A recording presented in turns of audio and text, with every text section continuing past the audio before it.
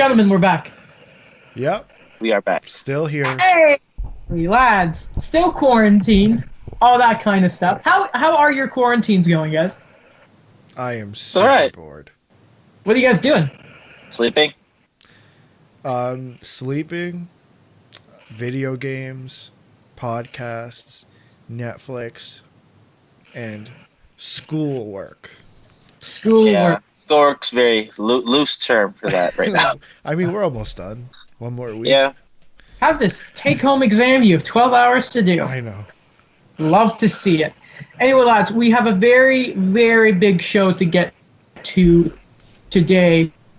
Just a bit of teaser to get into it. I have a new rule change I'd like to make to the league, and I know for a fact Alex is going to hate it. We're going to, of course, the main attraction for today's show, we're going to look at the 2020 draft, and we're going to make our own little predictions, who's going to go where. And I have a feeling that number 2 is going to be a lot of fun for the three of us, because Alex is smiling, and he said something before the show.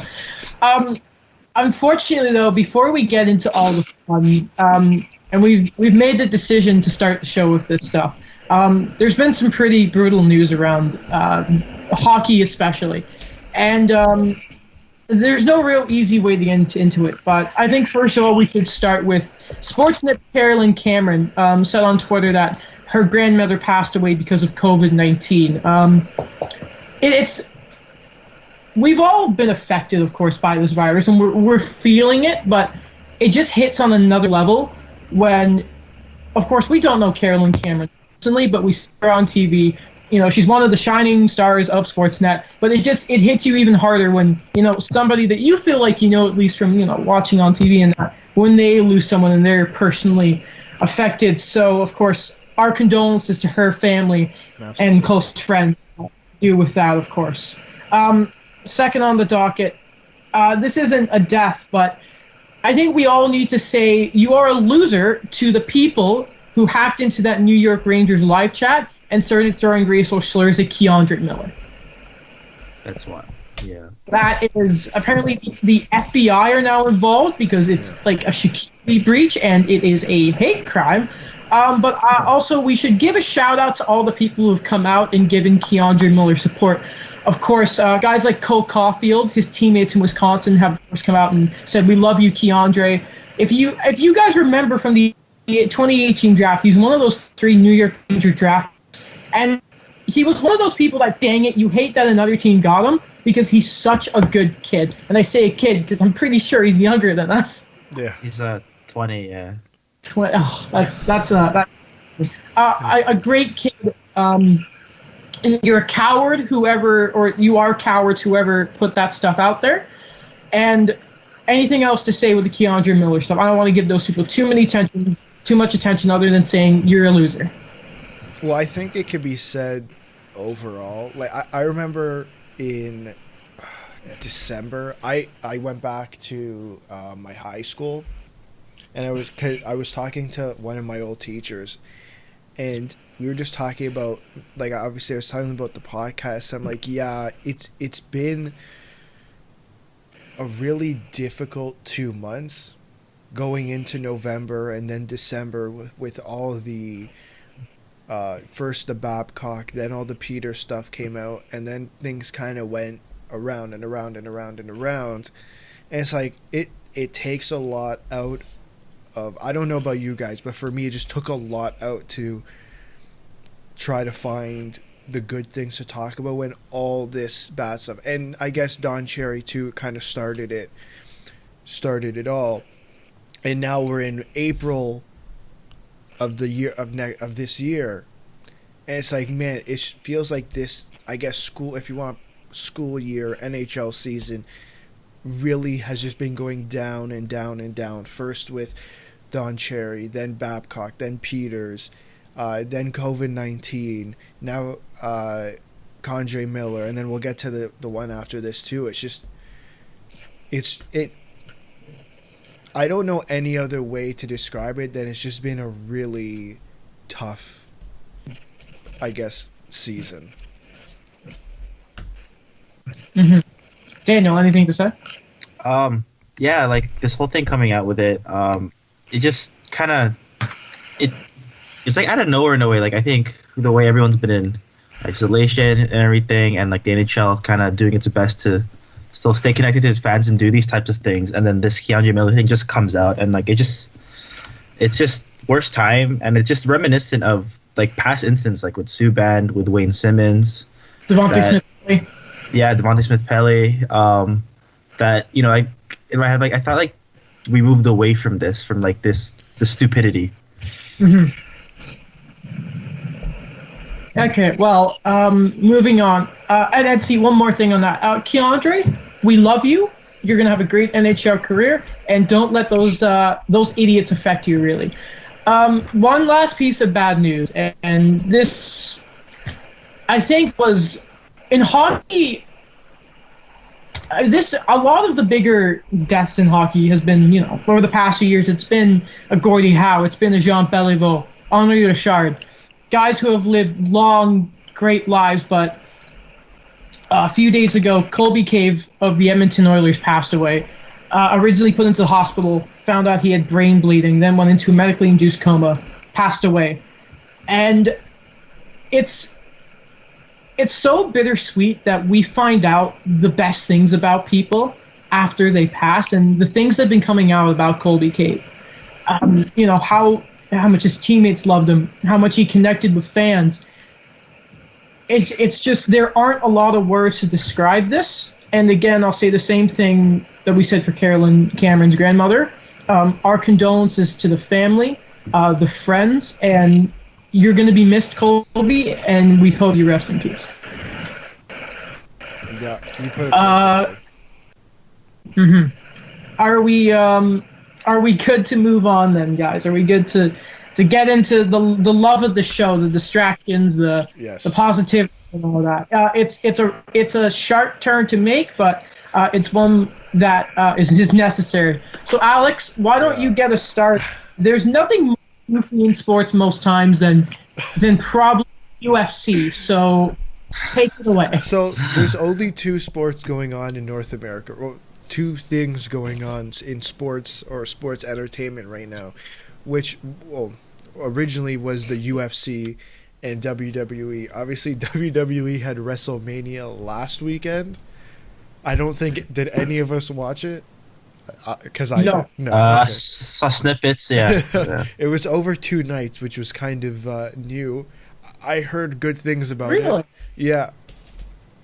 UFC, I think this coming weekend was supposed to hold an event on tribal land in California. UFC 249. And they had this great card planned out. It looked very entertaining.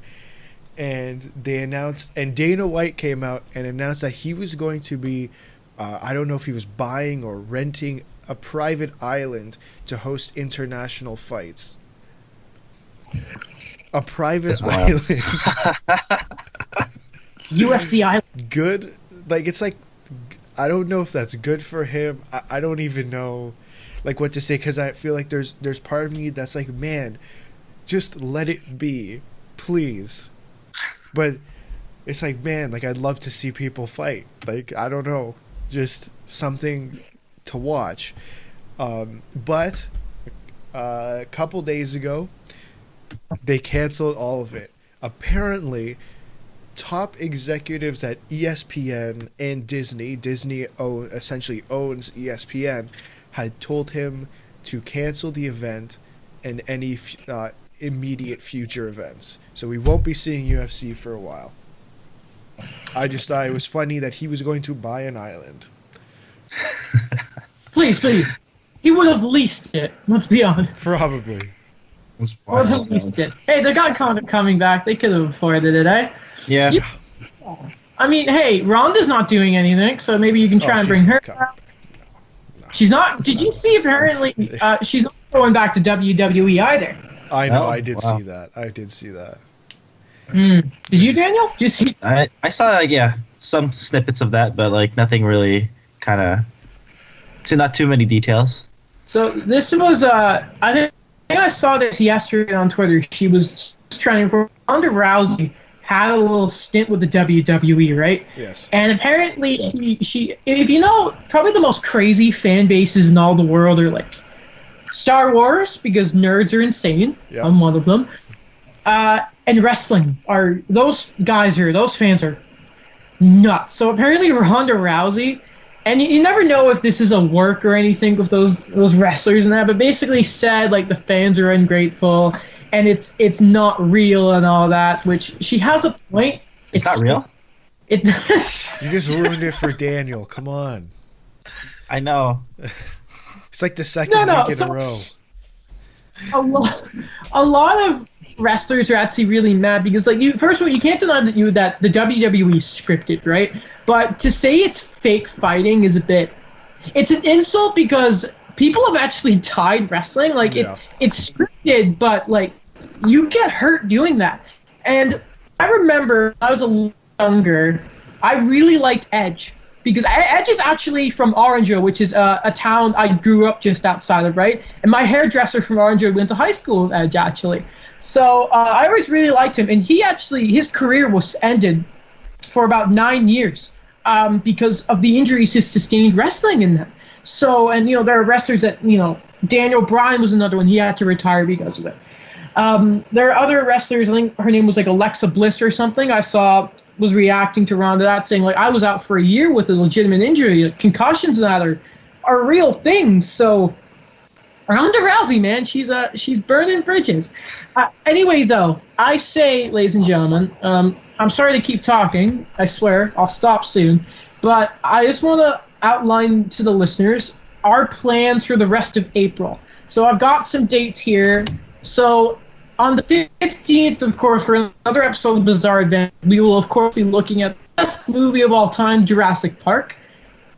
Question. Alex isn't laughing at me. I thought he would. Questionable? No, it's a fact. On the 19th, we're going to be looking at a retro review. We're going to look at the 2008 NHL entry draft. This is, of course, brought upon by the NHL, posting that Drew Doughty would go first overall. No, he would. Gardner? Stop. Not Luke Shen? Yes. Luke Shen? Oh. Yes, of course. The 22nd will be Alex's Bizarre Adventures. 26th will be another retro review. We will be at the request of Talha, finally, our boy journalism program. Oh, hope he's well. Yep, we will be looking at the 14-15 Toronto Maple Leafs. Then to finish off on the 29th of April, a Bizarre Adventures. Daniel, you will be choosing that movie. Yet to be determined, but I'm sure it's going to be good. It will. And I can't wait till it's a World Juniors documentary or some. Or be like, what, lads? Let's watch all the Mighty Duck movies. Gordon Bombay, Flying V, all that sort of stuff, eh? Yeah. Oh God. We'll see. Hey, you guys want to talk about some hockey? I think so. Yes. So apparently, Ilya Sorokin will be an Islander soon. He's refused to extend or talk contracts with CSKA, I believe it's Moscow. Yeah. And he will now be, or he's expected to sign with the New York Islanders. This is a guy who Islanders fans have been waiting for a long time. So what do you guys think? The Islanders are finally getting their guy. Sorry, go. Oh, yeah, sorry. I remember, at the draft, third-round pick, considered a steal even then. And yeah, it's Islanders' future right there. I really like the guy. I remember we all thought he got traded to Chicago at the deadline. God, Darren.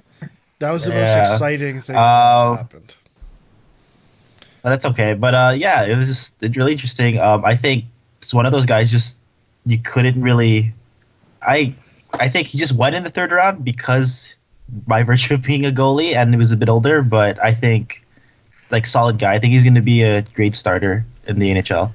So I have his stats up here. He's played 20-plus games in the KHL since 2013-14. He played 5 games in the KHL 2012-2013, but that's only 5 games. His lowest save percentage is .911. That's solid. Alex, since you're looking at it, could you please read out his save percentage in 2015-16? .953. And 9:45 this year. And then I believe this is the playoffs before they got canceled with CSKA Moscow. In 4 games, let alone 2 assists, by the way, pretty good. Wow. A 966 save percentage. this guy. This guy. Now, asterisk because he does play for one of those super teams, but a 966. My dear God. I believe, I don't think... Well, who's the Edmonton Oilers goalie again? What's his name? Ilya Koskinen. Mikko Koskinen. I think he... Koskinen. I believe he played for one of the super teams too, and his numbers were never even close to that. So I'm a bit contradicting myself here, but what I really want to ask you guys is, but how is this going to help the Islanders' scoring problem? It's not. It's 2 assists. It's going to solidify their goaltending position, though. Right? You look at they have Linus Soderstrom in the AHL right now. I think he's had a bit of an off here. I'll pull that up, but right now they have Semyon Varlamov. Ooh. And who didn't have that bad of a season. Ooh. And Thomas Greiss.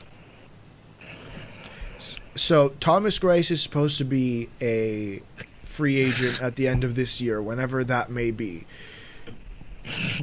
I don't expect them to re-sign Thomas Greiss if Ilya Sorokin signs, because I have this feeling that they're going to throw Ilya Sorokin in the NHL. Oh, I would Yeah. be. Yeah. Sorry, 24. So I think it solidifies, if anything, it solidifies their goaltending position. Because, okay, you have Semyon Varlamov for 3 more years after this one at $5 million. But you also have Ilya Sorokin. And that could be a deadly duo. Mm-hmm. Especially with Lewis Gross managing that goaltending the way he has over the past few years. And yeah, I was just looking at their stats. Varlamov have had a 914 this year, which, considering how low save percentage has been over the last 2 seasons, that's a bit above league average. I'll say that, though. Since we're on the Islander stuff, and I'm just thinking about this now, what do you guys think a Matt Barzal contract looks like now that the cap's probably going to stagnate? Yeah. And yeah. That's an interesting question, because it's Lou Lamoriello, so you have no idea, and we will never know until he signs that contract. Mm-hmm. I think it's gonna drag. Like same thing Alex said. Like if I were to give it numbers on his real value, I would say like if they're gonna do long term $7 million. Really? But yeah, I think so. I think it's in a way that they know how the market is in New York for like the Islanders, that you're gonna have to pay for a guy that, you know, he's been kind of topsy-turvy, hasn't really said like I'm fully committed to the Islanders. Right. Because I find that interesting, because, okay, so he had, I guess, his breakout year with the Islanders in 17-18, putting up 85 points, had 22 goals. Last year had a bit of a sophomore slump, had 62 points in 82 games, and so far this year he had 60 points in 68 games played. Mm-hmm. Right, so I guess it seems like he's a bit... you know what he is, but you don't know what you don't know what he could be, because like you never know. Mm-hmm. I think one thing you... Yeah, go. Sorry, good. No, you finish it off. No, what I was gonna say is, I think, you know, you look at, I'm just simply looking at goal totals here, 22, 18, 19, that's his last 3 years. Is he a goal scorer? I'd put him more as a playmaker. 63 assists, 44 assists the year after, 41 assists this year.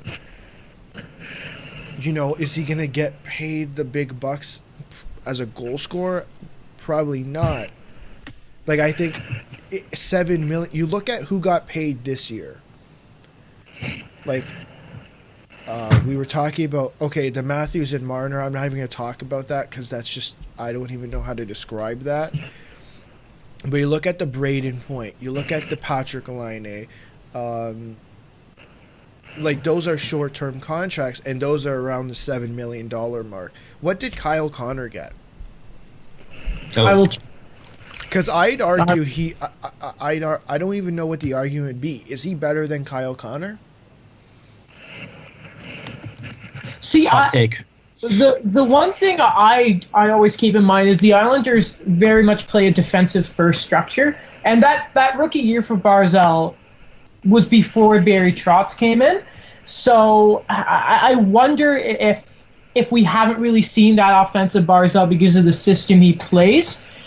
And I also think, like, if we're looking at a contract that, by the way, Kyle Connor makes $7.14285, so $7.1 million is what Kyle Connor, because remember they had to scrape and claw just to keep the Bufflin contract. Now the boy Buff. I keep that in mind with Barzal, but also if I'm Matt Barzal and it came out that the Islanders were willing to give, I believe it was they were willing to give Panarin something like more than $12 million. So if I'm him, I'm saying, first of all, I'm a centerman. B, you already lost Tavares. Okay. How's your fan base? I was thinking that too. Like, how many steps back do the Islanders go if they lose? And I'm not saying he's going to get offer sheeted. I'm not saying that. But if there's a scenario where Lamoriello gets sick of him and trades him like we all thought that he would have done if he was the one doing the Nylander-Marner negotiations, right? So that's what I have in my mind is just how valuable Barzal really is to that team. Okay. And who don't have a lot of... Okay, so what are you putting his number in at then? If I'm Barzal, I'm not taking anything less than like 8.5. Okay, so how do you, other than and yes, I understand this is an important factor. Other than his value to the team, which I think even without Matthew Barzal, I think you can put a player in there not as good as Matthew Barzal and lose minimum, because again, it's not like he showed, like you said it before, the problem is goal scoring.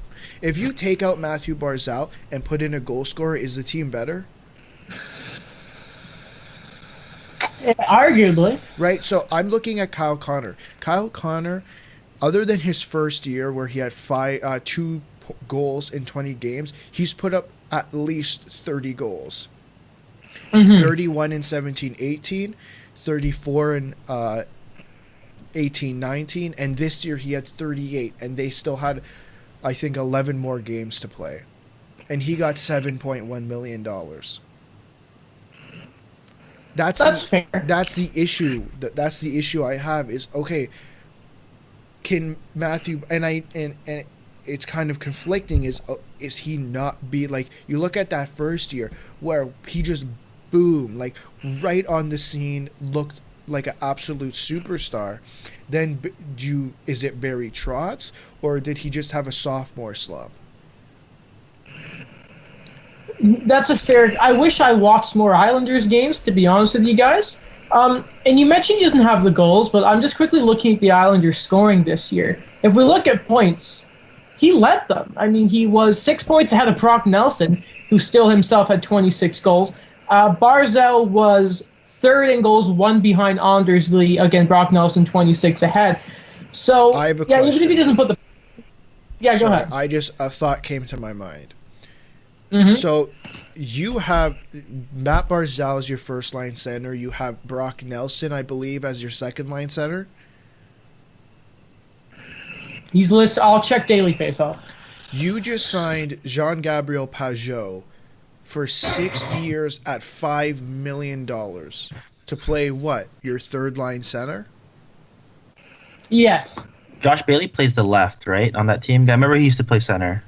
Hold on, I'm just getting their lines up. Doesn't right now seem a bit weird? You know, he did sign Leo Komarov. He did bring back Matt Martin. I don't know why he signed Anders Lee to that contract when even though, like, because you couldn't sign Panarin. Mm-hmm. But to sign, yes.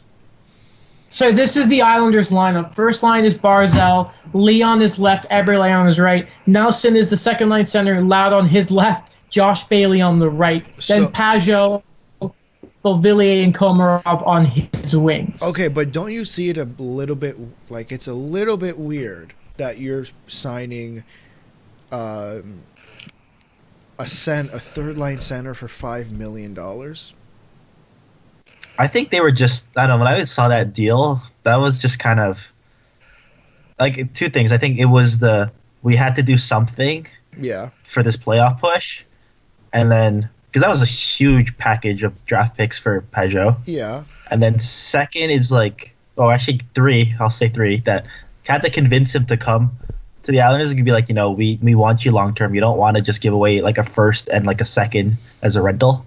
Mm-hmm. And I guess third, it was like the whole system thing. They think he fits into that system. Like, those are three consistent lines, but I kind of agree that, like when I think about it now, when Adam said the lines, if you take out Barzal, like, what does that look like? Well, it depends on what you're replacing him with. If you take what Barzal do you think out, well, I think you can get a package for Barzal. What would you guys think the package? I'm not saying the Islanders are going to trade him, but I think you can take out Barzal and if you put in a scorer, you move up Nelson and Pajot. They're not the best players in the world, but like you said, I think this is something we've talked about other teams before. They're not getting scoring from one specific person. They're getting scoring from a bunch of different people. Mm-hmm. And in some cases that's an issue. In some cases that's a positive, because if two people stop scoring, you could be absolutely screwed. Okay. So for you, what would be your numbers for Barzal in terms of a contract? I don't think he signs long term in New York. I think I think it's somewhere, it's a shorter term, and I'd argue, I think somewhere. And I know this is going to sound crazy. What did Braden Point sign for? 3 years at $6 million? I will check. I think so, yeah. It was kind of like one of those longer bridge contracts. I wouldn't be surprised if it comes in something like that. 3 years at 6.75. So I don't think he's Braden Point. I think if I'm Lou, I'm saying, listen, 3 years, somewhere between 6 and 6.5. Mm-hmm. I don't think it makes sense to sign him long term because you're going to sign him for 7 or 8 years at what, $9 million, and what if he doesn't end up being that type of player? By the way, Braden Point, 3 years, 6.75 mil per. Okay. Mm-hmm. So would you go for the 2 or the 3 bridge deal? I don't know. I'd say 3 years. 3 years. Another reason I would say it's very difficult to talk contract here is, and it's funny because I'm the one who asked it, is that the market is going to be completely we thought last summer was a reset of the market, especially for RFAs, but because of COVID-19 and the way the salary cap's probably not going to go anywhere for a few years now, or significantly past next season, is the market is going to be completely reshaped for this offseason going onwards. Anyway, though, I think we should move on from the Islanders because we do still have a lot to get through. Speaking of the salary cap, you know what's one thing that I think for me has been a positive over the last few days, or at least the last week, is that they had on the SDP, they had Chris Johnston on, and he said he doesn't think the salary cap is going down. Mm-hmm. Which I think is a huge positive. We've been we were talking about the salary cap going down for the last couple of weeks, and for someone like him to come out and say, that really, I find it hard to believe if they do something like that, is a big positive. I agree. Good old CJ, nice guy. We've met him. Great guy. Oh, yeah. Great beard. We did. Yeah. So anyway, lads, we haven't talked about the Leafs or the Habs in months. Absolute months. Again, I've sported my Jonathan Drouin Habs jersey today for the occasion. But anyway, let's start off with a quick signing for the Leafs. I think the best way to describe this is some headlines I've seen. The Leafs get another lottery ticket. They signed Alexander Barabanov. I know I didn't. Barabanov. I wrote how to try. My handwriting's crap. I tried to write out how to say it like you're writing a TV script. I couldn't do it. But I gotta ask both my Leafs guys, starting with you, Daniel. What do you think? How's it gonna go? I think it was solid. I don't like how Dubas talking about they've been pursuing this guy for a while now. Mm-hmm. Brought him in, and it's just like one of those other, for me, it's just, they don't have a first round pick again. Kind of bare bones with the draft picks, like here and there on the top, the top rounds that, when you could keep getting these types of guys from the KHL, and, I think we talked about it last time. Best case scenario, Ilya Mikheyev. Worst case scenario, well, it's not even that bad, like Nikita Shoshnikov. Where it's low risk, high reward. Stanley Cup champion Nikita Shoshnikov. Yes, of course. Excuse me. Stanley was great. I liked him when he was here. He was one of those he worked hard when they're putting all these depth guys at the bottom six. He moved around the top 9, but it just when you do these types of signings to KHL, something the Leafs kind of have to do in terms of cap and in terms of high draft picks. I like it a lot. Alex. God damn it. The Bear, okay, we'll call him. So you're calling me the Bear, or are you calling Barabanov? The Bear, because I can't. What's his name? Okay. When this signing for pardon. The Big Blue Bear. Oh Lord. When this signing first happened, there was a lot of people saying, "Oh, just another small forward." He's 5'10", 192 pounds. And everyone's just complaining about him being a small forward. Oh, this and that. Man, he literally signed for $925,000. Get over yourself. Literally just get over yourself. It's like complaining. They were calling him so stupid. He's not. It's fine. He's not that bad. Well, depends on. He's shorter. Pardon? He's shorter than Marner. No. I don't think so. Isn't Marner 6 foot tall? I have no idea. I think so. Yeah, same height as Patrick Kane, 6 feet. Well, Patrick, 6 feet. Daniel. He's 5'11", 6 feet. Daniel said it perfectly. He's just a lottery ticket. He Yeah. really is. He can turn out to be Ilya Mikheyev, or he can turn out to be Nikita Shoshnikov. And you can literally, if it doesn't work out, you could just bury him in the minors. Or send him back to Russia. Mm-hmm. Because money doesn't matter to this team. Who was that other defenseman they had? Igor Ozhiganov. Igor Ozhiganov is another one of those. By the way, Patrick Kane is 5'10". Mitch Marner is a flat 6 foot. I always forget Patrick Kane's that short. 5'10". Unbreakably, one of the best players ever is Patrick Kane, by the way. We'll move on, though. By the way, talking about shortness, 5'10", calm down. Cole Caulfield's 5'7". Oh. Talking about the Habs, though, and maybe some signings. Alexander Romanov is same as Ilya Shorkin, is basically expected to sign. Now, Trevor Timmons, Habs assistant GM, came out and gave this big conference call saying that, yeah, the guy's coming. And as everyone thought, his reduced ice time in Russia was basically because it was believed that he had already committed to the Montreal Canadiens.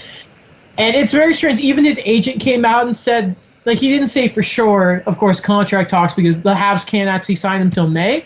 But he said, yeah, Alex Romanov was a top 4 defenseman on his Russian team, and they never signed him. So the Habs, a guy who also expected that he will start in the top 6, of course. That's third pairing guy, maybe playing with Cale Fleury. Let's go. But hey, the Habs bring in another one of their young pieces who they expect to be one of their future core members. Super exciting. Again, watching him in the World Juniors, really loved him. Everyone kind of talked about this guy's NHL ready. Already playing in the pros in Russia. I don't know. It's always interesting when it's linked to when I look at those trade trees, like Andrew Shaw with Ooh. Alex Romanov and then Alex the Brinkat. You know, he's like how that's all connected. Do you want it? No, you're wrong, actually. Sorry Oh, to I say. am? So the trade that the Habs, this is really good. So the Habs Okay. traded Dale Weiss and Thomas Fleischman Okay. to the Blackhawks for Philippe Deneau. And Yes, that trade. Yeah. that became so the Habs got a underdog Selke player who's on their top line and is fantastic, and Alex Romanov for Fleischman and Dale Weiss. I think I was reading that like Weiss is back on Montreal. He's basically like fourth line guy because they've had so many injuries. Yeah, so they only really traded Thomas Fleischman for that. Yeah, Thomas Fleischman. He was a. Did you guys remember when Sergei Gonchar was a Hab? No. But anyway, I want to ask you this, Alex, because if there were the two best defensemen of the world juniors this year, they're very opposite players when you look at it. You see the pure skill that was Toronto Maple Leafs prospect, former first round pick. I'm stalling because I'm embarrassed. Sandin. Sandy, I'm so sorry. You can tell I haven't been in the hockey mood. And then you have the opposite defenseman that's the bigger, more, the shutdown defenseman of Alexander Romanov. Yeah, what's So the what? question? Basically now the Habs have brought this guy in, and it was said but not said. Of course, I said that a few times already, but the guy they have him now, and that's another young guy that they're adding to the roster for next year. Well, I really hope Marc Bergevin makes other moves that help the team rather than him just keeping his job. I think, I think that's the simplest thing to say. I feel like, we can have the same discussion if you want to. We've had multiple discussions on the podcast about what Marc Bergevin needs to do, and you've come back at me with this is what Marc Bergevin will do, which are complete opposites. Yeah, Yes. Now it's great to have Romanov. Sorry, we know Caulfield's going back to Wisconsin for another year. Like, what is going on? Me and you have very different opinions that you want them to get a defenseman, and I've more moved on to the thing that they need. Like the Islanders, I would rather them get a scorer. It's not that I want them to get. It's not that they necessarily need a defenseman right now. I think they can draft a defenseman. I don't think that's the problem. I think you have Cole Caulfield, and you're gonna bring in who? Like, you're gonna bring in a free agent on a how long-term contract, and then you're gonna bring Cole Caulfield in, and then you're gonna have to re-sign all these guys, and then it's gonna be an issue. Whereas, say, okay, how about we just suck for a couple more years? Let's just tear down this team. Like, we know it can work, and at the same time we know it cannot work. So it's deciding, okay, are we going to do this properly, or are we not going to do this properly? You can either turn out to be the Leafs, which hasn't 100% worked out yet because it depends on who you ask, or you can turn out to be the Buffalo Sabres.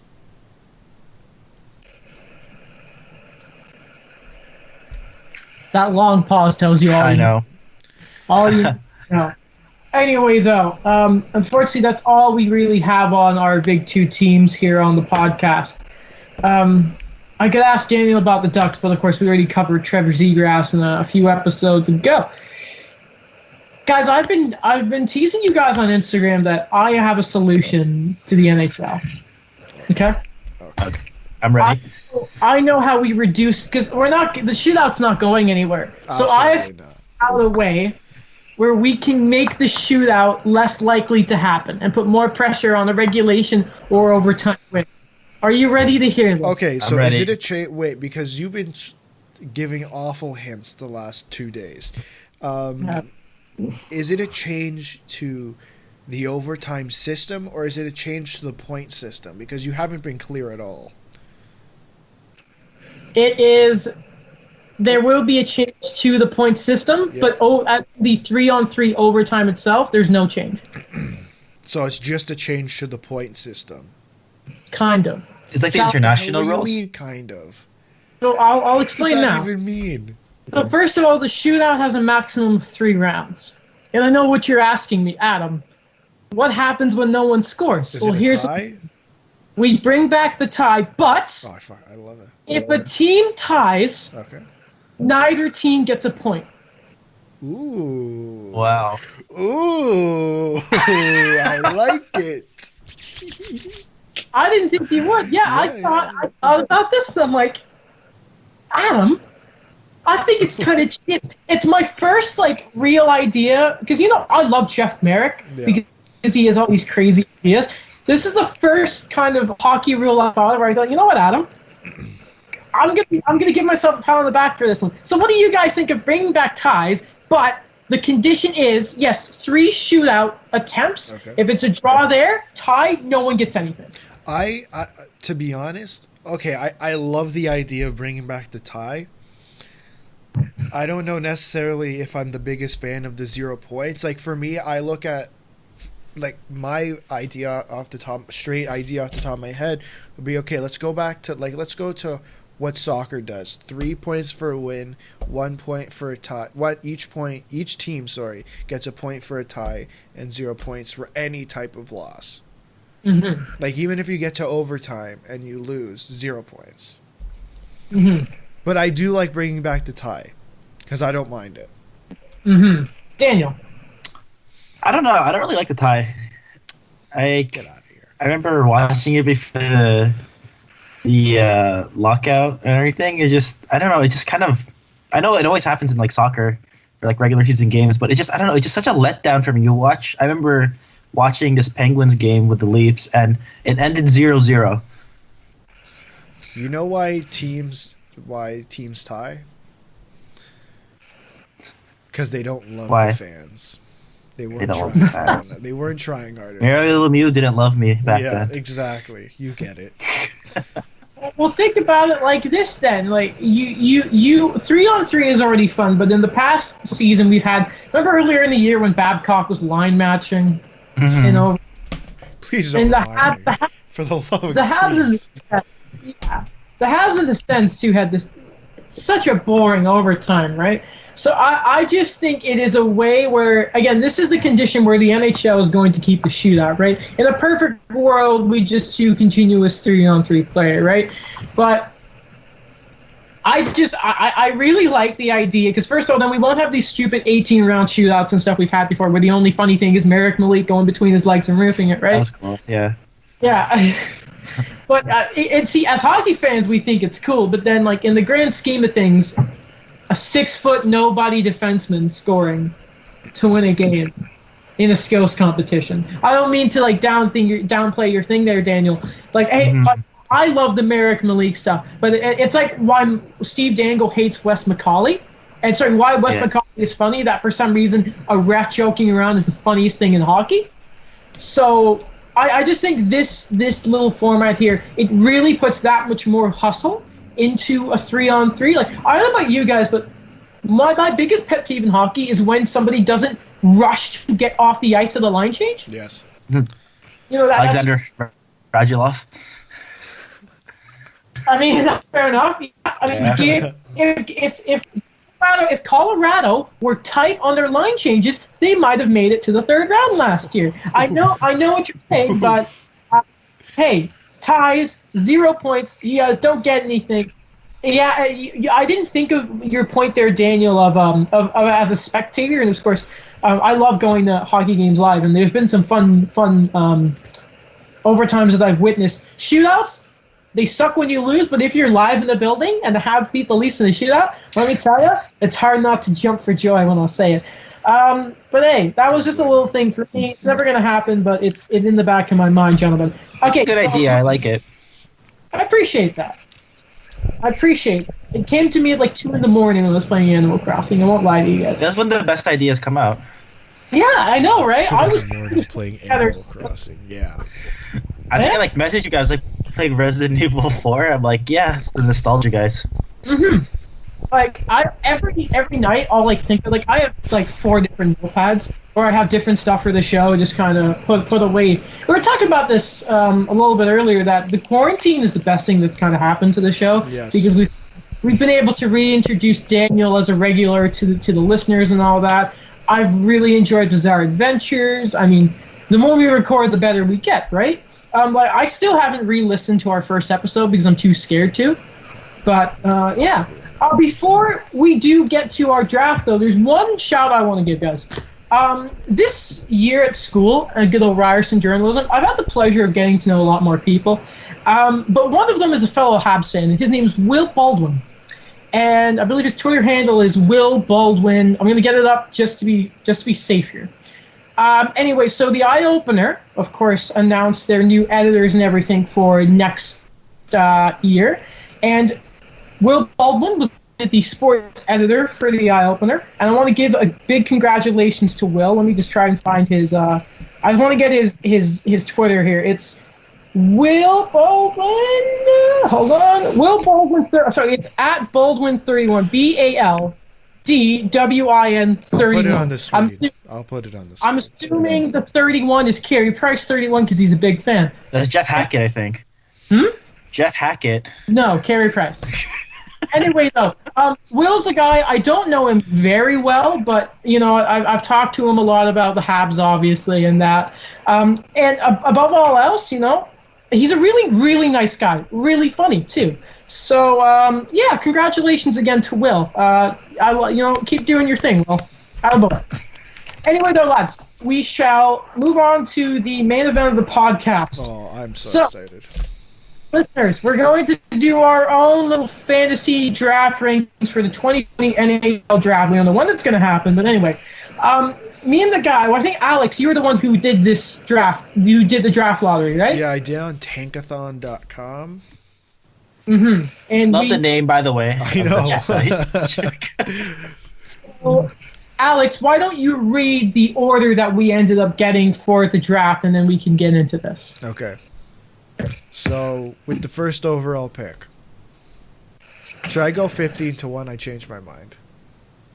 Okay. Whatever you want, man. I'm going to do 15-1. 15th overall, Columbus. Montreal of this. Didn't move. 14th overall, the Florida Panthers. The biggest disappointment in hockey. They didn't move either. With the 13th overall pick goes to the New York Rangers. The 12th overall pick goes to the Winnipeg Jets. That's tough. Yeah. The 11th overall pick goes to the best team to never make the playoffs, the Minnesota Wild. you know, Alex, I don't know how much work this would be. That music? What's that game show where what is it? Terry Crews hosted it for a bit. Family Feud. No, that's Steve Harvey. Did he not host Family Feud for a little bit? No, Steve Harvey does Family Feud. No, I know Steve Harvey does Family Feud. I know that. Hold on. I'm sorry but like there's a certain thing of music that you should play over this. I have the Fox NFL draft music. I like it. Sorry, go on. So you said Minnesota with the was 11th overall pick. The 10th overall pick, the Arizona Coyotes. But that pick has been traded to the New Jersey Devils for Taylor Hall. Mm-hmm. And this is where the fun begins. No, it's not. Dropping down one spot. This is Montreal Canadiens. You did this till they moved down. 9th overall. No, I didn't. I did it once. With the 8th overall pick, the Buffalo Sabres moved down one spot. You want to know how funny that this is that the Sabres are 8th and Montreal are 9th? The year the Habs drafted Sergachev and the Sabres drafted Alex Nylander, Buffalo was 8th, Montreal was 9th. So both teams haven't gone anywhere. Continue, please. With the 7th overall pick, moving down one spot, the New Jersey Devils with their own pick. With the 6th overall pick, moving down one spot, Daniel's favorite team, the Anaheim Ducks. With the 5th, with the 5th overall pick, dropping down one spot again, the Los Angeles Kings. Ooh. And this is where it gets fun. With the 4th overall pick in the 2020 NHL Draft, the San Jose Sharks.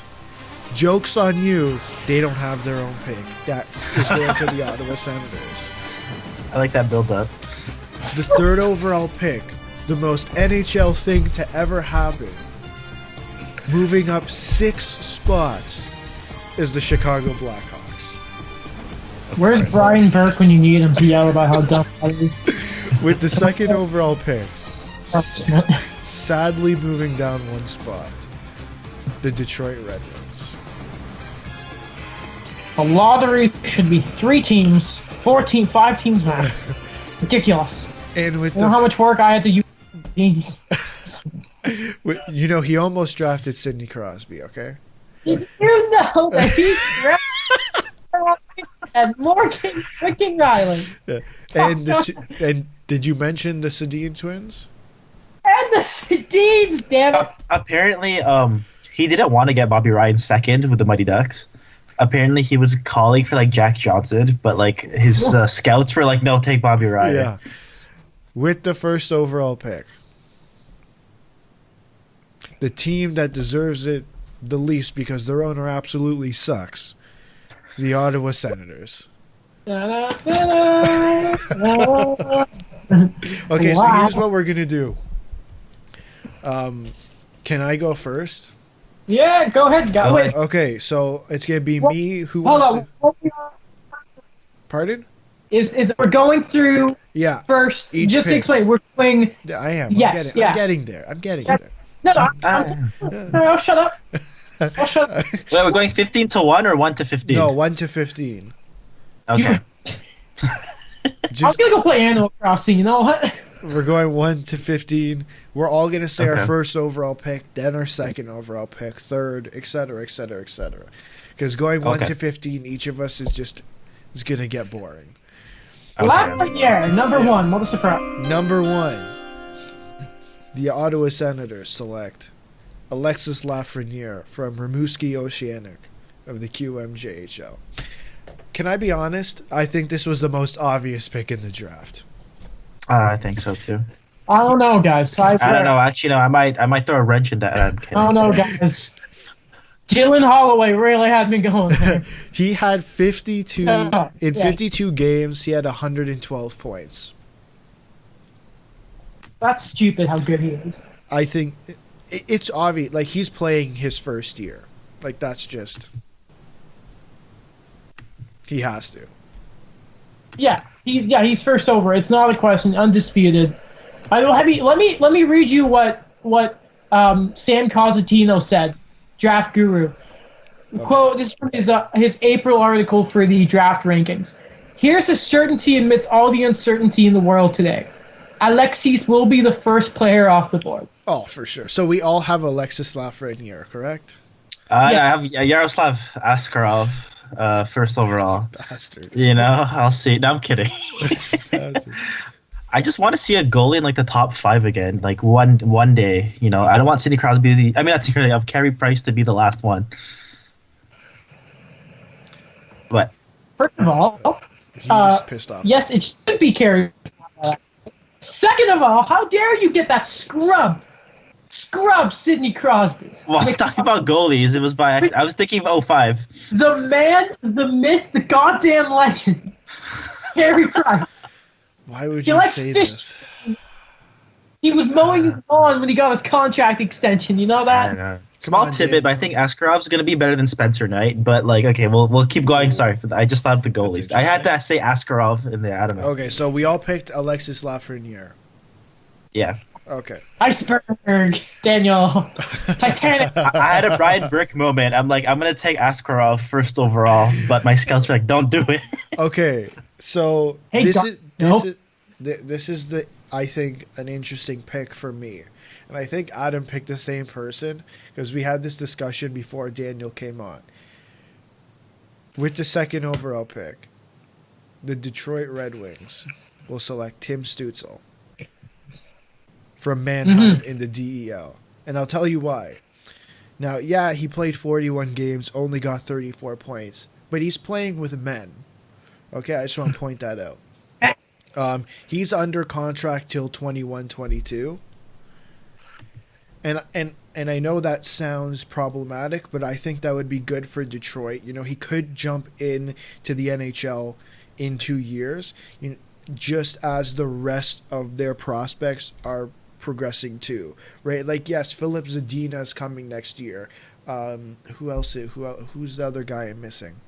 There's Joe a Veleno. right, Joe. Like, there's a bunch of guys that they Michael haven't- Rasmussen. Right, like there's a bunch of guys they have in their AHL team right now who in 2 years will be jumping up to the NHL. And I think at that point, if you bring in Tim Stützle, I don't see that as an issue. Whereas there's other players who I could have picked second overall, or one other player in particular who could have been picked second overall and, could potentially make the jump next year, which I don't see how that would make sense for Detroit considering they are going to suck. Yeah. And Yeah. For me, sorry. Can I say my second overall? Yeah, go ahead. Sorry. Oh, I would have picked Quinton Byfield here. Yeah. To be honest, solid Canadian Rule Junior guy, and also like I see first line center potential with him. Okay. To be honest, like I know they have Dylan Larkin, they have Michael Rasmussen coming up, but I don't see those guys as franchise like centers. But it's a guy that I kind of see there in Detroit. There, he kind of fills that middle for them. Like even if he doesn't become like that clear cut bona fide number one guy, it's still like more center depth for them. Right. Larkin Byfield is not a terrible 1-2 to have there. It's not. Oh, absolutely. I also had Tim Stützle second. I won't lie, I had Byfield second until last night. Then I was like, you know what? Let's have some fun. Yeah. Just there has been. This is also from Cosentino's article. By the way, for those of you who don't know, Stan Cosentino was basically the Bob McKenzie of the draft. Just so everyone knows, his word is gospel.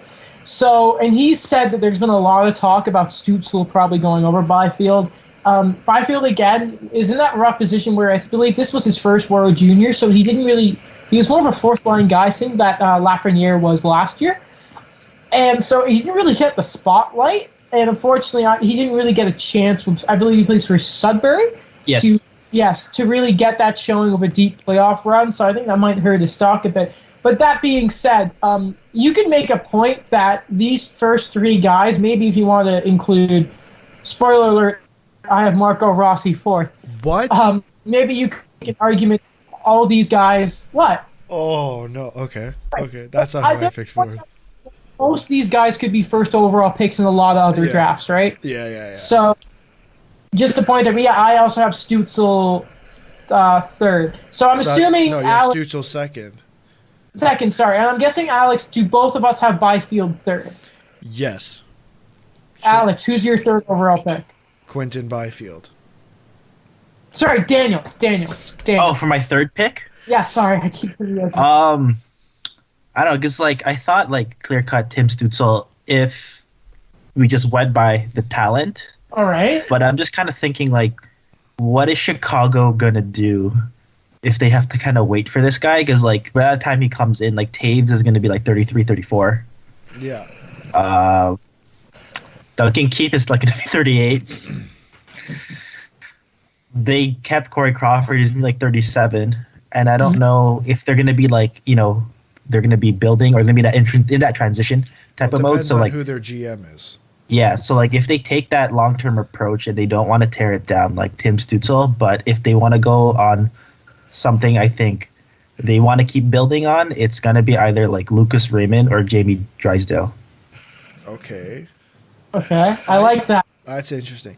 I put Quinton Byfield, and I think, 82 points, 45 games. And I really think he's another guy out of the first three guys that I talked about. I think next year, you could potentially see. I mean, he's not because he's under contract, but he could make that jump to the NHL if he wasn't under contract. Mm-hmm. But with Byfield, because he can make the jump, I think that's another interesting piece to put in to Chicago, simply because that's at what the point I think that's the point they're at now, where okay, they have Taves, they have Kane, they have these guys who essentially they're building around. Whereas, okay, let's throw Quinton Byfield in. Who did they have? Who did they bring up this year?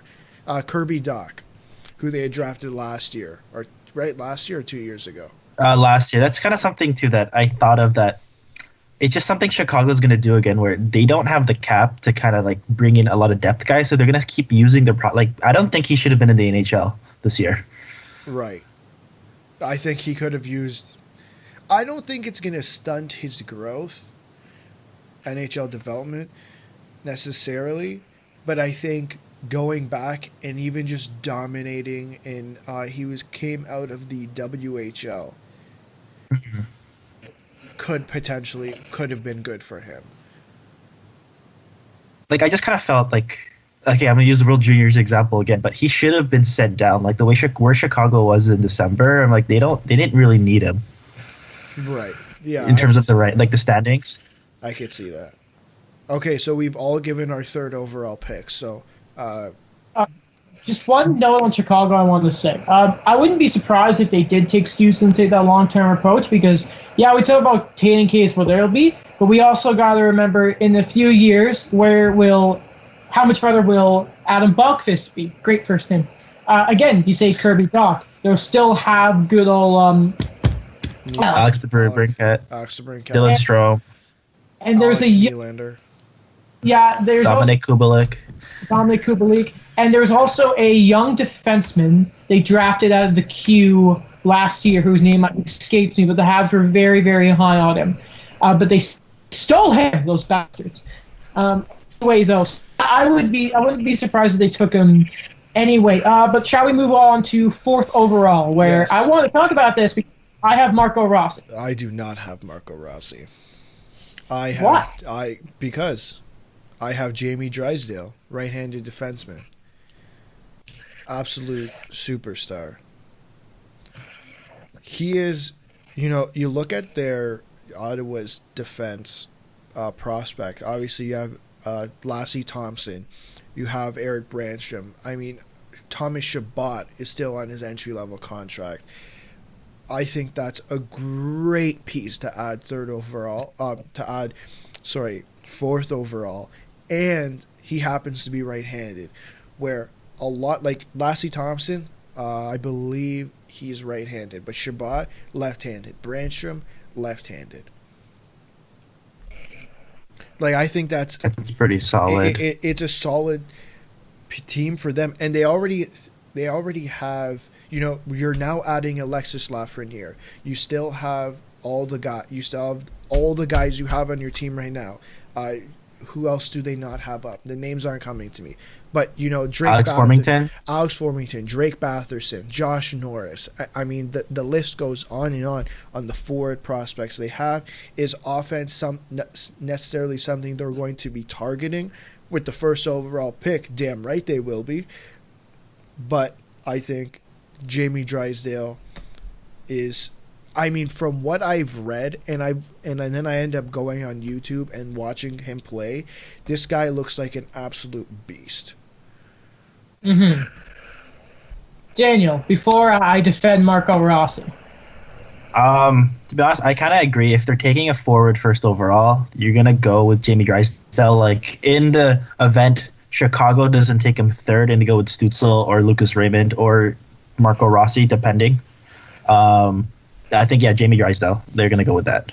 Mm-hmm. So the reason I put Drysdale a spot later, and trust me, I love Jamie Drysdale. Remember that wicked goal he had in the World Juniors when he came in because Bowen Byram was sick or something. Plus Drysdale, what a sick name. I know. That is pretty nice. Like Seabrook the racing horse. But anyway, it's not as good as McTaggart. No, not Santiago McTaggart out of Victoriaville. Anyway, though, the reason I put Marco Rossi here is I do look at Ottawa's defense and I say, all right, you got Lassie, the Finnish wonder. You got Chabot, who is, in my opinion, a top-pairing Canadian defenseman. And, of course, Brandstrom. So, and I look at, Lafreniere is a fantastic winger, and you've got Tkachuk, who's also a good little winger. But then I look at their center depth, and I know there has been questions about whether Rossi can hit at center. But I look at the fact that he has played it, again, as an Ottawa 67. You got to love that. He's a smart player. And if it's me, I say you want to make sure you have your great defensemen, your puck movers, which the Sens already have in the system. And you need to have a great centerman in the pipeline for the future. And that's why if I'm them, I would take Marco Rossi. Okay. So number 5 is where I had Jamie. Who did Daniel take 4th overall? Yeah, sorry, buddy. Yeah. Oh, me? What did I say? So Lafreniere, Quinton Byfield. I had like a toss-up at third between Lucas Raymond and Jamie Drysdale, but I'll go with Jamie Drysdale at third. Okay. So I guess Lucas Raymond falls at 4th. Okay. You're going to put, really, Lucas... I have Raymond at 6, but that's interesting because Raymond has been somebody who it feels like everyone's been singing this. I remember early in the year he was top 5. There was talk. I remember Constantino said at the start of the year that if anyone was going to challenge Lafreniere, it was going to be some of the guys in Sweden. I think Holtz and Raymond and Raymond were one of them. So for a lot of people has fallen. So you're saying you have Raymond. Where, sorry? Oh, sorry. Small mistake. So when we talk about Tim Stützle, I'd actually have him 4th. Okay. And then Lucas Raymond 5th. My apologies. All right, that's fine. That's fine. Okay. Because I'm thinking of the whole Chicago thing. They don't want to wait. Yeah. All right, fair enough. Sorry, Daniel. Okay, so we're going on to 5th now, right? Yes. Mm-hmm. All right, yeah. So I have Drysdale at 5th. Yeah, he's not. I don't think he's going much farther than that. Here's Gooley and like Sanderson, and then there's Drysdale. Yeah. So it's that easy. Yeah. That was Daniel? Oh, my 5th is Lucas Raymond. Yeah. Yes. My 5th overall pick is Marco Rossi. Hey, I'll go. 120 points in 56 games in the OHL. You said he had issues playing. There might be issues with him playing center. I mean, from what I've read, he has a good hockey IQ, which is, as a center, I think extremely important. We talk about the center usually being that two-way type of guy. My guess is he's probably going to go back to the OHL next year because that's his only option. Like, I don't know if he necessarily makes the team out of 5th would be LA, so I don't know if he necessarily makes the team out of camp. And, it's quite stupid that they can't go the AHL, so I guess he's going back to the OHL. Fair enough. Are we good for 5th, though? Go to 6th now. Yes. Okay, go to 6th. Yeah. This is where I have Lucas Raymond, by the way. Okay. And that's to Anaheim, because I really like... Wouldn't you love that? Lucas Raymond, Anaheim Ducks. Yeah. You tell me, who do you have at 6? Me? Oh, me or Alex? Either or. I love both of you equally. Okay. I have Alexander Holtz. Okay. It's funny to... Huh? Goals. Yes. Also, Swedish guy, the Ducks always try to take those type of picks. They love their Swedes.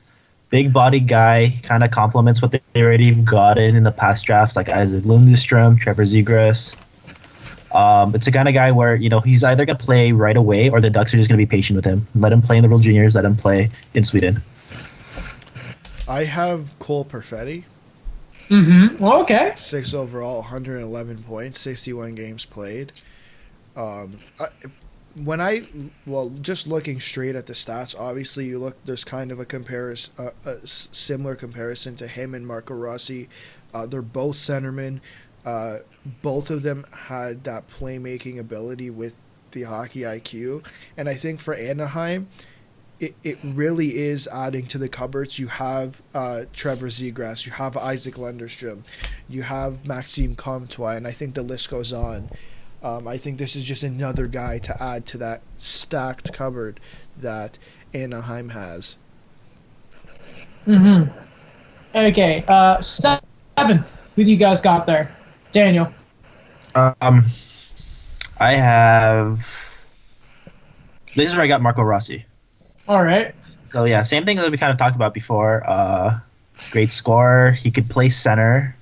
It reminds me of like Pierre-Luc Dubois, like not by the size or the style of play, but more of like, let's see if we could play him at center kind of thing. Like you take that flyer on him, and I think that's what the Devils are going to do. Like they already have Jack Hughes, but they already have like Nico Hischier. But I know like throughout the season they put Hischier on like the wing, and they saw how that kind of worked.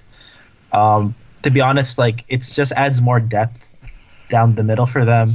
I know that the way you kind of saw how they played this year, it was pretty disastrous, but I don't trust those two young guys kind of right now going like, this is my future, and if we could move them here and there around the wing, like I don't think you could kind of say like, okay, that's my set in stone centers for the future. Okay. So just again, keep adding to it. Right. It's like kind of an insurance policy, like especially out of the top 5. Okay. I think, I don't know if Adam has his name here or has his name a little bit later, but at 7th overall, I have Jake Sanderson. I have him a little later, yeah. I think, you look at what New Jersey was looking for. I think he's better than Kate. Like the draft boards I was looking at had them. It was weird because they had Jake Sanderson kind of all over the place. Some of them had him higher, some of them had them lower. But I look at Caden Gooley, who I have drafted later on in the draft. I think this pick makes more sense for New Jersey. They're looking for D. What was the one thing that we got out of the Taylor Hall trade? Is that New Jersey wanted defensive prospects. And this player in particular, it might be a couple years. He's going to North Dakota next year, but I think he could be a solid addition for their team. Fair enough. I have Alexander Holtz, actually. Just because at this point of the draft, I started asking myself the question, is it better to draft for position, or do we go to a point where it's the best player available? If Alex Holtz, I see that apparently the belief is, as a quick disclaimer, by the way, all the sort of stuff that I found, I want to give credit to Cosentino, of course, Elite Prospects, Hockey DB, Dauber Hockey is a lot of the stuff I found in my scouting reports and all that kind of stuff. And the belief of Alex Holtz is he's going to be a goal scorer, and I don't think that's the type of player you can pass on. Also, I love right wingers. I don't know what it is. I just love them. And Holtz is a guy I wish somehow he could fall to Montreal, but yeah. Number 8, this is where I have Cole Perfetti, because I look at it and I'm like, all right, this is also a guy I wish the Habs could get, but I don't think he's going to fall to 9th if it happens. And above all else, like these guys are always skilled up there. He's got some good character about him. Well, above all else. And what do you need in Buffalo? Hopefully some different culture besides the different... Like, he's going to be a great player, that's not a doubt. But I just think... And I don't want, character to be, the only thing while you draft him. But, I mean, it's really Buffalo. They could take any player out of this draft. And, is that going to really change anything? Just get a young kid with a good attitude. And hopefully in a year or two, you got yourselves figured out with Jack Eichel. And maybe this kid can help around that. What about you guys? Alex, you want to go first? Or you want me to go? Or I could go 8th overall. I have Alexander Holtz. He won't be here for a few years because he signed in SHL, and I can't even pronounce that name. Yeah, I tried to as well. Djurgårdens? That was close enough. We apologize for our Swedish translations. Yeah, he's a goal scorer. For me, it was a toss-up with these two guys between Holtz and Raymond, because Raymond's going to be drafted right after Holtz. But I think, obviously, you said it, like, goals. Like, this is the guy it just seems like Buffalo's going to take. Because who doesn't like goal scoring? Exactly. I like it. All right, awesome. All right, I'm happy to announce this one. So, checking the Sabres prospects and everything, seeing where they struggled this year and what they really, really need. They have a lot of forwards already. Okay.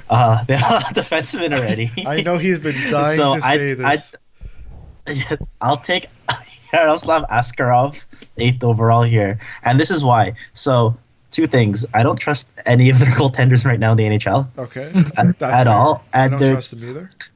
yeah, the last 2 years coming into this draft, their number one prospect was Ukko-Pekka Luukkonen. Yeah. He dominated in the World Juniors, but this is a guy that you're looking at. His save percentage on the Rochester Americans was a .874 Oh, this year, and he's currently before the season was suspended. He's in the ECHL. So, huge risk, but I'll take the goaltender here. They have never had a goalie for the future since really Ryan Miller, and that's been a while. Or even Dominic Hasek if you want to go that further back. But, I'm not comparing him to Dominic Hasek, but I'm just saying the history of the Sabres goaltending luck. Yeah. So I'll pick the guy here. Buffalo still has a lot of things to figure out. This guy's not going to come in right away. He's going to be in the KHL for a while. Also, he's a goalie, You never really know, but, I'll pick him here. fair enough. 9th. Who you got, Alex? Lucas Raymond. All right. Frolunda. I would be very okay. Two-way, good two. Well, he's a good two-way player, and I think it's just again adding to the forward prospects that Montreal already has. I like it. Daniel. I have Anton Lundell going to Montreal. Oh, I hate you. I hate you. I didn't even put No. him. I think he's on my list. No. Sorry, I apologize, Daniel. Give your reasoning why a guy with third line center ceiling is going to be Montreal selection. Yeah, that's right. I said it. Really? You think that? I don't know. Just we don't know what we have in him yet. Or the Habs might have in him yet. He's had the international experience. He's been in a lot of leagues. He might surprise, but I think he's a solid guy. I think Montreal would take here. Wasn't there injury issues? There were. It's I don't know. We're best case scenario. I keep using this episode. Best case scenario, you take an injured guy and you get a Morgan Riley out of it. Worst case scenario, you get a Brett Conley, who went 6th in 2010, and he still became solid. Stanley Cup champion, right? Stanley Cup champion. And then got paid in Florida. You want to know where I put Lundell? Where? I put him 17th. Oh, you went that far? I didn't even get that far. I saw the safe pick third line center. I don't get the hell out of here. I actually have Jack Quinn. Okay. Because the word of him is apparently he's gotten a lot of attention and he's handled it very, very well. Yeah. And he got a 50-goal thing with the Ottawa 67s, and I think something that we got to remember when it comes to these prospects, if you have the confidence to deal with a lot of attention at this age, it's something that I admire a lot, and I think you need if you're going to play in a market like Montreal. Yeah. So I really like Jack Quinn, and that's why I would also a safe two-way guy apparently for a nice for a nice rounded out game. So I have a right wing Jack Quinn. Ninth overall. He finished second in goals. Did he? Yeah. Oh, shut up! Let me guess. Yeah, Nick Robinson. I don't know who finished in front of him. I don't know. Fun fact: Nick Robinson is half Filipino. Is he? Oh, really? Yeah. Oh, Would he be the first Filipino to play in the league? No, Matt Dumba. Oh, how about his brother, Jason? I don't know. Where's Jason right now? Dallas. Isn't he? He played one game. No, he plays for Dallas. He played one game, I think, this year. Oh, okay. So you're saying Dumba's? Matt Dumba is half Filipino, half Romanian. That's cool.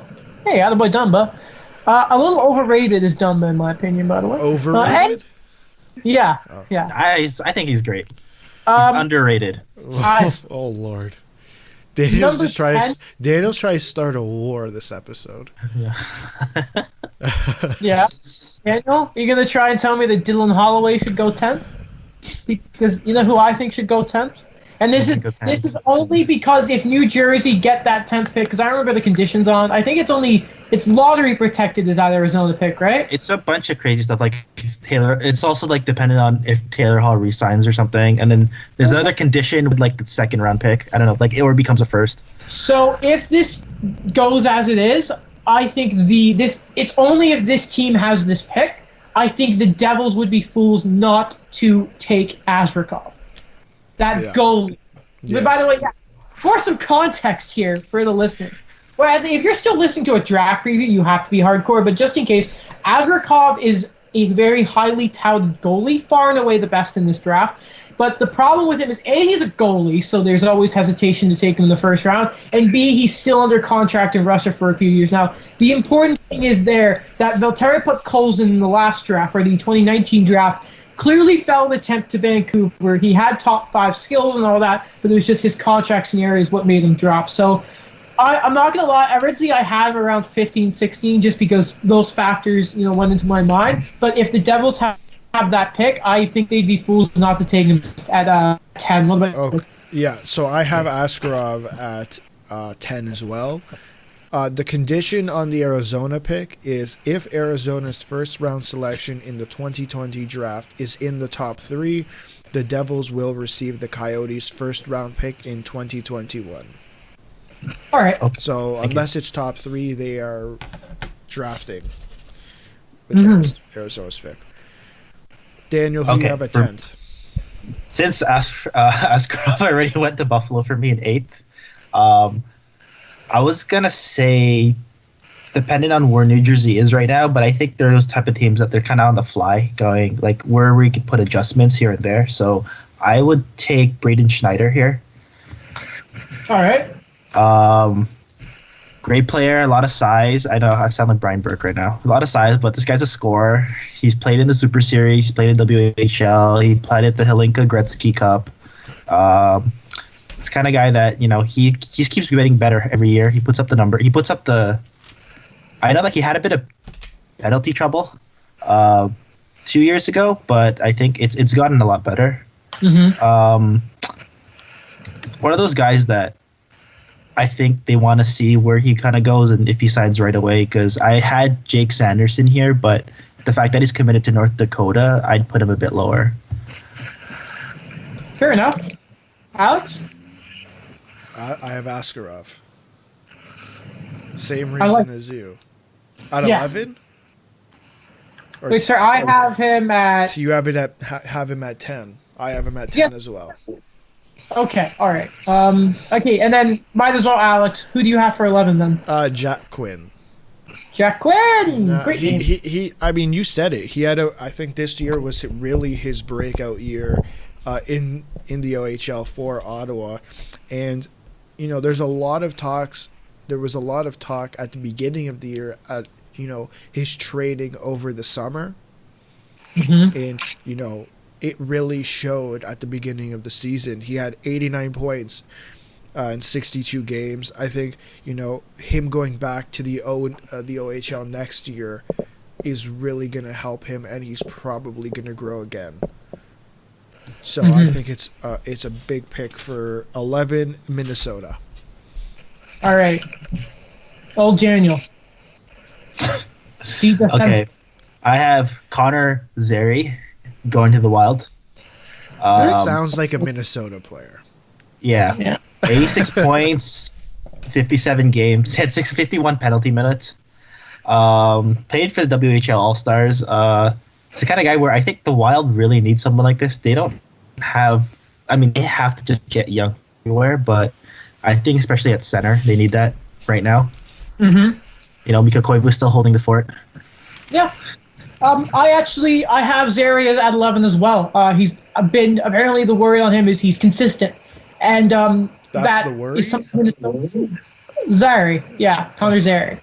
Oh, Sorry. okay. Zary? Okay, sorry. Yeah. Zary? I thought you said worry. Sorry, my bad. No. And at 12, I have...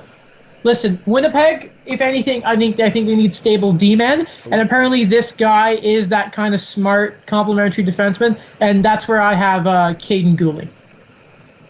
Okay. Fellas, who's got 12? I actually have. I don't know if you have this guy on the list. He probably fell simply because he was injured, but I think this is the guy that is injured and you take the chance on. Is Hendrix Lapierre. He only played 19 games. He played in the queue. Only played 19 games. Had 17 points, and he plays center. You know, you look at the Jets center depth. Blake Wheeler isn't getting any younger. That's pretty much anyone I get. Like it's Mark Scheifele. Is there like yes, Jack Roslovic obviously too, but we've Adam Locke, their third liner. Yeah, but you want some big like this guy seems like he can fill a top 6 spot, and I think they take a chance on Hendrix Lapierre. They've needed a center for a while now. Those stupid that dumb Hayes deal. Paul Stastny. Stastny, yeah. Yeah. 13. This is where I have Sanderson. 13. I have Connor Okay. Zary, Mhm. however you say it. Oh, sorry, I didn't say my 12th pick. Oh my guys. goodness. Oh, sorry. Come on, Sorry. Adam. No problem. I have Maverick Bork, one of the best names in the draft. Oh, A bud. I like him a lot. Helps with the Jets' depth at center. Again, he could go to the wing. 71 points, 49 games. In the queue, played in the Super Series. He's played in a lot of leagues, so played a lot of international tournaments as well, so I like the guy. All right. Then Daniel, since I skipped over you there, who did you have? Crap. There's so much here. Okay, who did you have 13? I had 13? Sanderson. Yes. Okay, I have Caden Gooley going there. We've said a lot about him. 6'3", 40 points, 64 games, 57 penalty minutes. Also played at the Hlinka Gretzky Cup, so I like the guy. Alex. 13, I have Connor Zary. Apologies, I don't know how to say his last name. I look at what we were being told about the Rangers. When they were looking at trading Chris Kreider, they wanted forward prospects. They didn't want no D prospects. And they also made that trade early, I think it was deadline day, bringing in Julien Gauthier from the Carolina Hurricanes. So I think bringing in this guy, he can play the wing, he can play down the middle. I think this guy is pretty much what they need. All right. Daniel, I did ask you this time. I remembered. Okay. Alex, why don't you give me who you have 14th? Dylan Holloway. Why? Strong two-way player. Who did I put 14? Florida. I think at this point they just need anything. You're trading. You just got rid of Vincent Trocheck. Yes. Well, they do have some center prospects with Henrik Borgstrom. Yeah. I don't remember if Alexei Hipilniemi plays center or wing, but I know Borgstrom is a center prospect for sure. But hey, well, no he such thing. also plays the wing, right? Dylan Holloway also plays the left side. So strong two. You can't go wrong with a strong two-way guy who can play down the middle and down the wing. All right, Danny boy. Okay, I am going to take same thing, Dylan Holloway. Florida needs a bit of everything. Go for the guy that he's playing at University of Wisconsin right now, I believe. Yeah. Yes.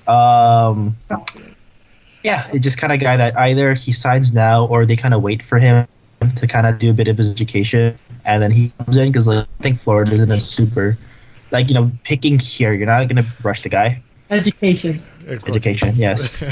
Yeah. Funny, I think this is the first time since Lafreniere we've all agreed. I also have Dylan Holloway at 14. But in my notes, I say, who cares, Cole Caulfield, because he's going to be... I'm assuming if he does play, because I think you said he plays wing as well, Alex, that if he plays center, or even if he's on left wing, I don't remember which one you said, he'll probably be playing with Cole Caulfield, I'm assuming, next year, so that would be good for both of them. Yeah. He'll probably go back to school. So yeah, by the way, Dylan Holloway. Do you guys remember a player by the name of Bud Holloway? Absolutely not. Yes. I don't think they're related, but what do you remember about Bud Holloway, Daniel? I like his first name. Okay. Thank you.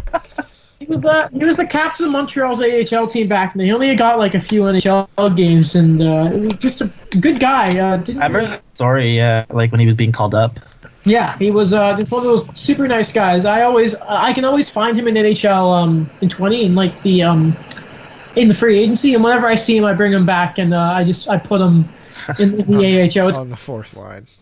No, he's good enough to play in the top 6 AHL, but like him, and for some reason Jake Evans never grows, even though he's an LHLer now. So I always have like my center depth is Bud Holloway, Jake Evans, and like whatever prospects I'm trying to develop there. Anyway, to finish off my guys, 15th I have Dawson Mercer. He's apparently a very happy player. He's very efficient, so I just wrote down in my notes he's like Brendan Gallagher. Okay. I don't have that much more to say about Dawson. At 15, for the Columbus Blue Jackets, I have Caden Gooley. Mm-hmm. He's big. Daniel mentioned it earlier. I think you said he was 6'3", and surprisingly a good skater.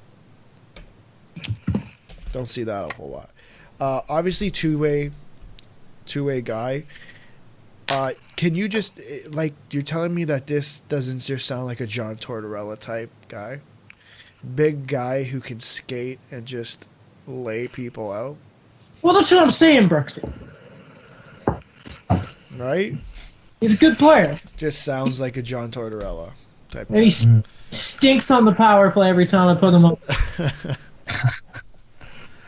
Okay. For me, yeah.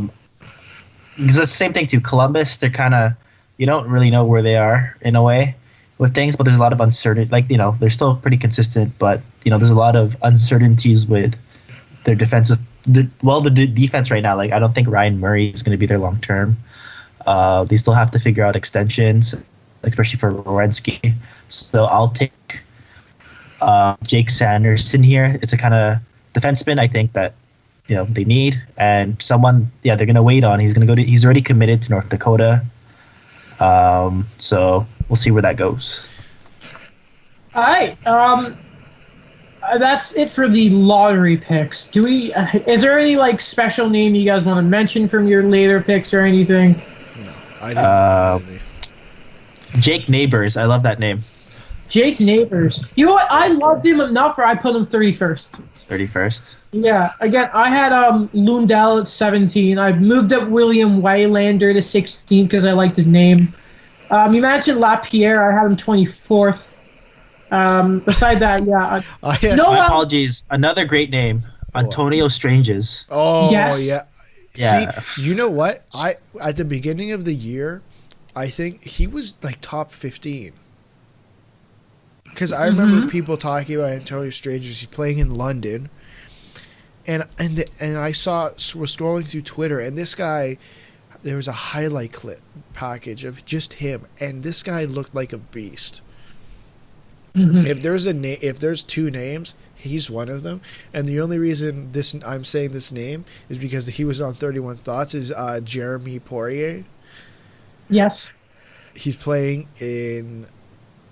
Oh, the name's not coming. St. John's? Is it St. John's? St. John's Sea Dogs? Yeah, I think so. I'll find out. But those are the two names. Another name I really liked was Noel Gunler.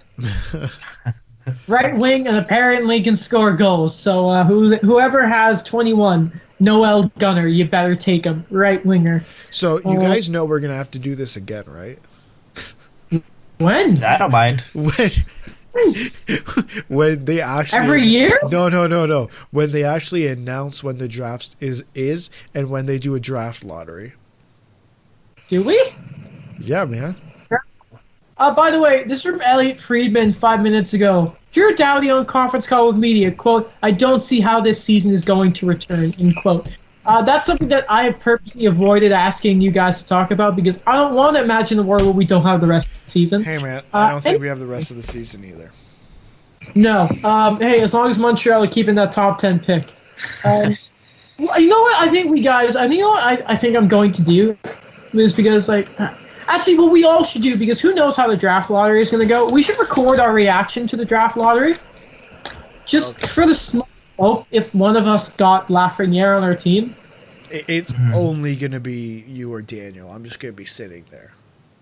No, well, could you imagine if everyone's in and the Leafs got Lafreniere? You would lose it. Oh my God! I'd put it in your face. I'd hate you. I'd throw it in your face. You remember the videos of how excited Leafs fans were in bars when they got the pick for Matthews? I was so excited. I was excited. Yeah, I could almost only cried.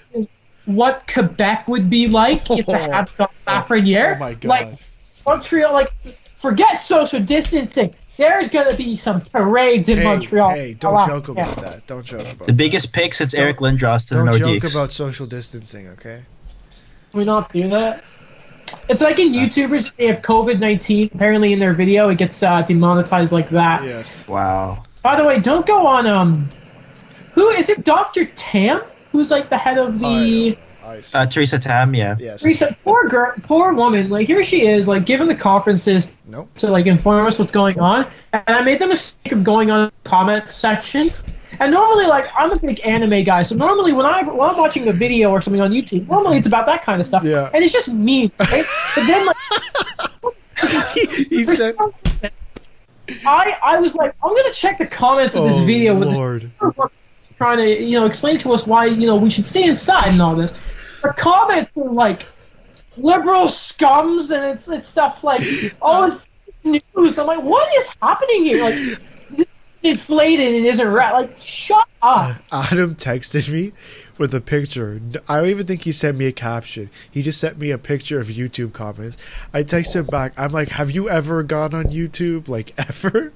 Like it's so bad. So much time on YouTube, but I just don't go to politics and that because like I want to enjoy the rest of my day. I want to play Animal Crossing.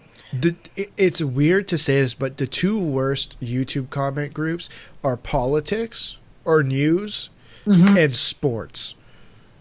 They just get so offensive. They're like, it's not like you can't disagree with someone, or else they just attack your family. No, it's like, exactly. No, you can't. Why would you so have? accurate, Why can't you have just a simple debate? No, I'm just gonna attack your family. Brad Marchand likes licking squirrels. Well, you could jump off a bridge. My God, I have. That was a quote, by the way. That is a. Lord, it's so bad. Yeah. God, it was supposed to be 17 degrees apparently today. I saw. I'm looking out the window now. It's been raining here. Yeah. Yeah, it is. I want to go for a walk. What are your guys' biggest fears? Like of this quarantine or Spiders. anything? Anything. Like your biggest fear spiders. Spiders or heights. Spiders or heights. Daniel. Knives around your neck. What? So you don't want to watch Game of Thrones? Like I'm pretty squeamish, yeah.